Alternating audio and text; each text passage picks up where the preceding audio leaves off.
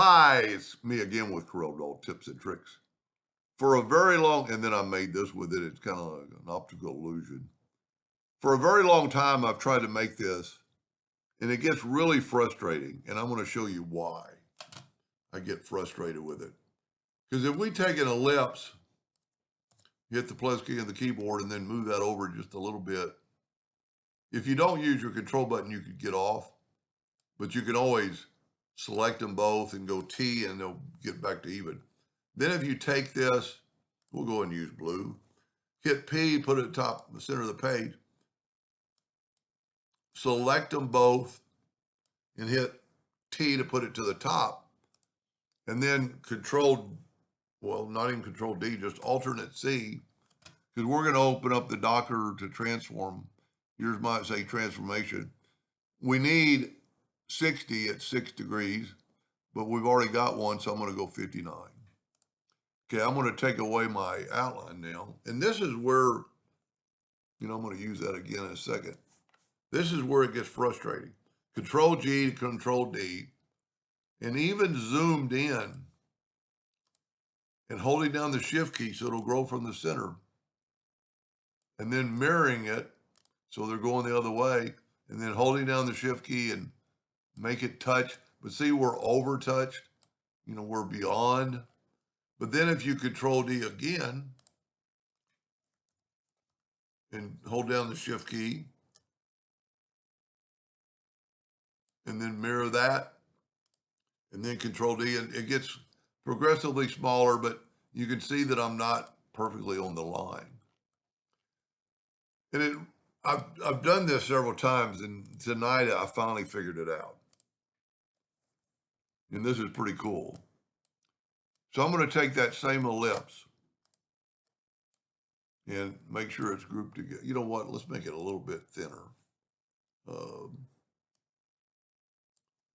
And then I'm going to group this together, Control G. Now, it's at 100%. We're also less than 3, so I'm going to make my nudge factor 3. I'm going to Control D and make a duplicate and move it over, but I'm going to change it to 90%. And then I'm going to Control D again, and if you look now it's 70, 60, 50, 40, 30, and you could keep going. Now what I want to do is let's go back to black. I'm going to do the left side of this one, the right side of this one. Well, take it back. Let's back up. I want to group all these together because that way I can get rid of them. So let me zoom in. Left side, right side, left side, right side, left side, right side, left side, right side. Okay, now you remember that I grouped those together. So look at that, I can move this out of the way. Now I'm going to just start stacking these up closely. And this is what I got really excited when I kind of thought, man, that's going to be a cat's meow. Now, this does take a little bit of time, but not really. And this might even help if you did it with no fill. But if you will grab that node right there and have it snap to that node, grab that node right there and have it snap to that node, grab that node right there and have it snap to that node. And see, it kind of looks funny anyway. Let's zoom in here a little bit.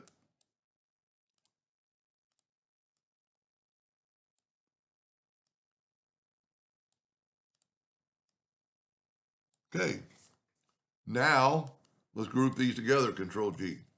I don't really need a circle, but we'll go ahead and put that in the center. See, I'm actually bigger than the circle, so it doesn't matter. Now I can use the same rotation. I'm going to go alternate C and do the same thing. Look at that. They're not overlap. Matter of fact, they're interconnected. And I did it that fast. And I could have kept going. Matter of fact, it's there. It's just a little bitty. It's so black. We could try this. I'm having trouble with this mouse today. let's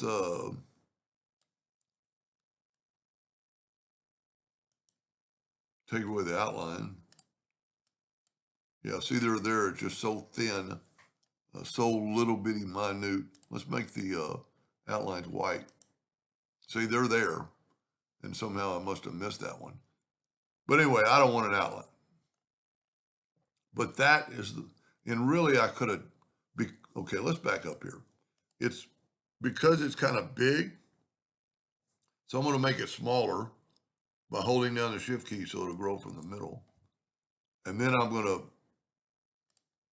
just change the object rotation to there and do the same thing. This way they're a little closer together. So that's kind of a, well, let me pick them all. Let's make them yellow, take away the outline, and bring in a black box. Object, order, back a page.